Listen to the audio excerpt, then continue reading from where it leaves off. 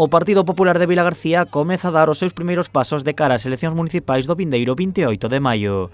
O equipo liderado por Ana Granja presentou esta mañá o seu lema: con Vilagarcía, con cercanía, contigo. Porque pensamos que Vilagarcía es como un brillante, un diamante sin pulir que necesita que se le dé un impulso, que se le saque partido, porque todas estas cosas que siempre se dice de que tenemos tren, tenemos mar, bueno, pues ya es hora de que realmente eso se haga algo con ello. Tenemos que dinamizar el comercio, la hostelería, todo, tenemos que dinamizar todo porque Vilagarcía está dormida. A formación de Ana Granja quere formar un goberno próximo, capaz de achegarse aos cidadáns e escoitalos, e non só os do centro, senón os de todas as parroquias.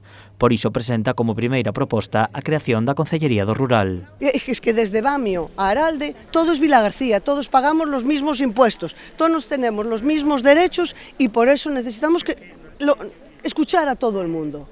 Es decir, que ese concejal conozca los problemas de todo el rural, de todo lo que no sea el casco, que todo el mundo se pueda acercar y que se le dé una solución en un plazo corto. A outra proposta da formación é a creación dun punto de escoita ao cidadán, onde os veciños poidan achegarse para informar dos seus problemas, pero tamén onde poder consultar de forma online ou telemática calquera situación de interese da vila. O sea, que tenga todo un momento conocimiento de esa queja que se hizo o de esa sugerencia, en qué punto está. Pues se le irá informando, pues ya lo recibió el concejal y en un plazo de unos días o de tal se va a solucionar. Entonces será una atención personalizada. Vamos a tener también una atención telemática. Esta atención va a derivar en una app que va a tener el concello.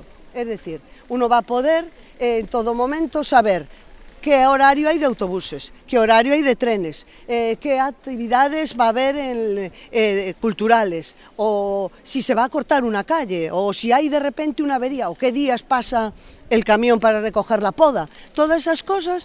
A candidata mostrase moi ilusionada co seu proxecto. Tamén anunciou que en breves desvelará máis propostas, así como o resto de compañeiros que formarán parte do seu proxecto.